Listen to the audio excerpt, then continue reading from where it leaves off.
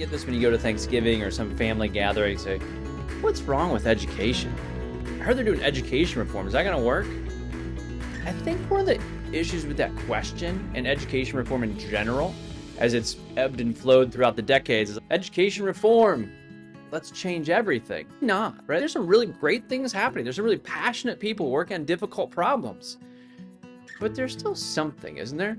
There's something happening in your local context that isn't quite right, and you think you could fix it, or you wouldn't be in a leadership position, and you definitely wouldn't be here trying to become a better leader. So there's this little thing that's off. You're not ready to raise the big flag on it. Something's wrong. I call that defining the dissonance. Can you define your dissonance?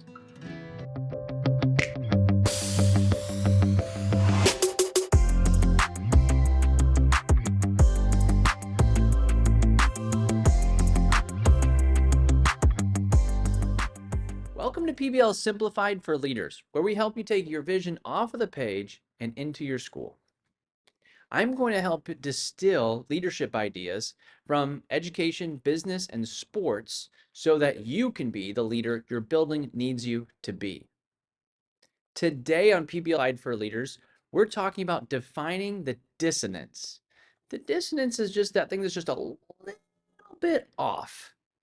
But once you can identify the dissonance with these three key questions, you'll be able to lead stronger. So the first question in defining the dissonance is, can you feel it?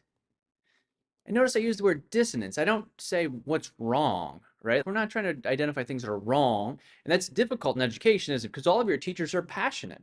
Their lives and their spirits are in this work. So when we say it's wrong, it starts to rub things the wrong way and appropriately. But let's define the dissonance. What does that mean? Really, it's a musical term, right? So listen to these chords as they play. See if you can figure out where the dissonance is.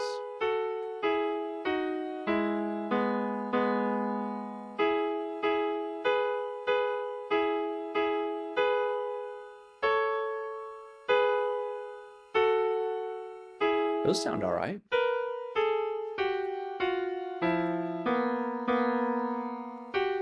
Ooh. Ah.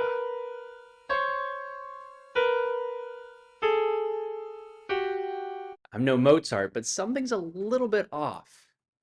Could you hear the difference between the two? Even if you don't know music, if you're not a musical person, which I'm not, I can definitely tell the difference in between those chords. Now, I can't tell you even how to fix it. I can't tell you what was different in the first and then in the second version, but I know something's wrong. Something's different in there. So that's what I look at defining the dissonance in education. Like, we know there are a lot of good things happening, but we also know there's something that's not quite right. Like, when you look at graduation rates from college, 50% of our kids are going to college and coming back without a degree, but with debt. It's hard to define what that looks like, but I know something's not quite right. How do you define what that means in K-12? Did we do it wrong? There's so many different variables. I don't know, but there's a dissonance in there. So the first question you want to really just identify is, can you feel the dissonance? And then you want to define that. What is it for your local area? Because right now you're probably like, well, Ryan will tell me what the dissonance is and I'll fix it because you're a leader and you're a go-getter. You do these things, right? But I can't define your dissonance. It's different.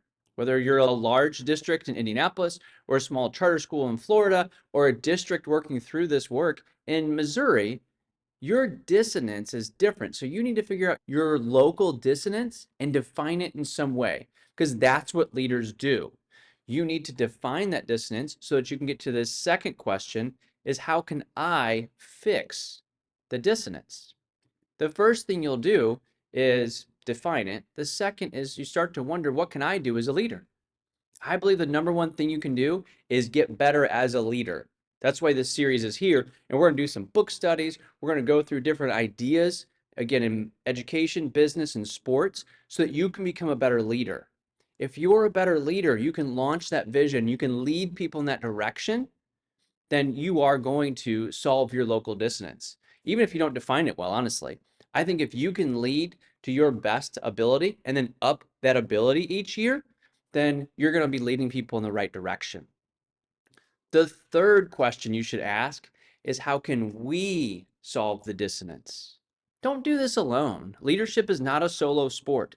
If you're the best leader ever, number one, you won't be by yourself. But number two, it doesn't matter. You don't get points for leadership. You get points when people are following you and you've multiplied your impact. So how do you get your teachers involved in defining this dissonance? Again, you don't say something's wrong with what we're doing. That's why at Magnify Learning, it's called Magnify Learning, not Replace Learning. We work with schools all over the country, and our first message in is very different than most organizations.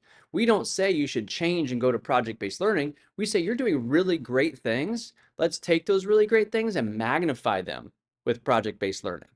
There's a huge difference there. Your teachers are working very hard. Now, we've got to make sure that they're moving in the right direction and that they're using best practices. That's your job as the leader. So how do you get your staff to start looking for the dissonance? First, again, maybe you define it for them, but even better, how do you help them define it? Maybe it's a quick Google form of, what do you think we could do better here?